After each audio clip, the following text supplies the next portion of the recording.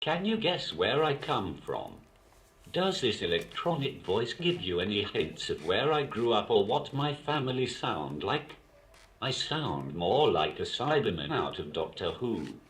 Want to know where I come from? Listen to my family.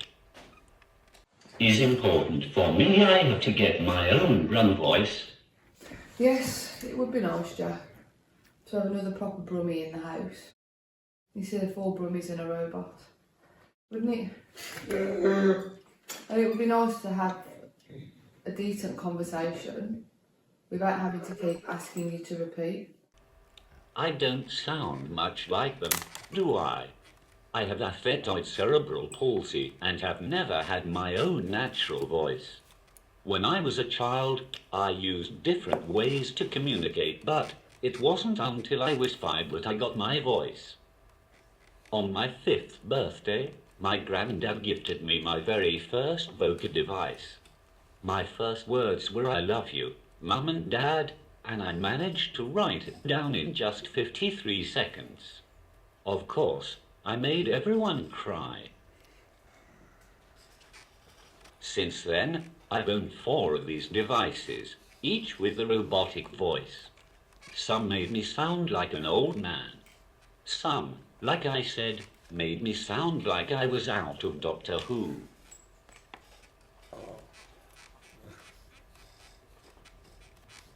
My family, as you heard, come from Birmingham and Wolverhampton. I want to sound like them. It is important for me to have my own voice because it is part of my identity. So many of our students, like Jack, use high-tech AAC devices which produce electronically generated voice, which is rather different from those of natural speakers. The choices available are limited, and you could have 5 students in a classroom all using the same voice. The variety and quality of the voices has improved greatly in recent years, and most software allows the user to choose from a few voice options. But these voices don't have the subtle individual variations in quality, tone and regional accents that most human ones have. So the Find My Voice project began in 2019. Students in the classroom using AAC devices were talking with each other, and teachers joked how difficult it was to distinguish who was talking as they all sounded the same. Back then there were not many options for voices, and they didn't want to sound old or like a robot. Instead, they wanted age-appropriate and regional voices so that they could sound more like their family and friends. A group of students from England, Wales and Northern Ireland, who all wanted to sound very different, hosted a show on BBC Radio Gloucestershire, which then led them to being on the One Show. The request went out for voice donors, and all 4 students were finally given a voice which sounds like them. The Voice Project allows students at National Star who use an AAC device to choose their own bespoke voice. This is fully led by the student, supported by myself and their speech and language therapist. The student tells us why they would like a new voice, which is usually very obvious, but it also gives the students a chance to reflect on how important it is to have a voice which sounds like them. They can decide who they want to sound like, what age, what accent, and then we go and find it for them. There is currently no public funding available, so the project is funded through donations, including a grant from the Sun newspaper. I want my own voice when I say "I do" at my wedding in 2026. I am engaged to Bethan, who I call my huckleberry because we both love country and western music. I proposed to her and she said yes.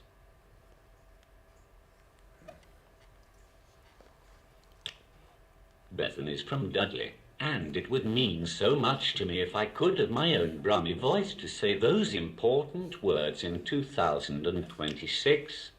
I want to be able to feel like me when I give that wedding reception speech. It's all very dependent on the student, so since 2019 we've recorded 11 bespoke voices. They could be recorded by a family member, a friend, a member of the public, or even a professional voice actor. For Jack, it's a case of finding donors with a Brummie accent. The donors will record a sentence or 2 so Jack can listen and compare, and then select the one that he thinks sounds most like him. The chosen donor will end up recording upwards of 1,500 phrases over a few days to capture the essence of their voice. This is all done through a company called Model Talker, which is a speech synthesis software designed to benefit people who are losing or who have already lost their ability to speak. There's a lot of listening for Jack to do, but this allows him and other students the chance to really choose the voice they want. I want to be able to walk down the aisle.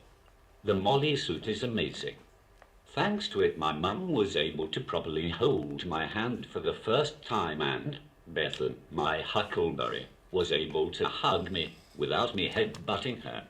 That made them all cry again. The suit helps me control my movements. Using the Molly suit and a walker, I was able to walk independently outdoors for the first time. I had to keep saying to myself, Jack, keep it together, man, and focus on the walking. The impact of technology on my life has been massive. It enables me to listen to my music, and music is important to me because of my dancing. Music allows me to communicate and express myself in ways that words alone cannot.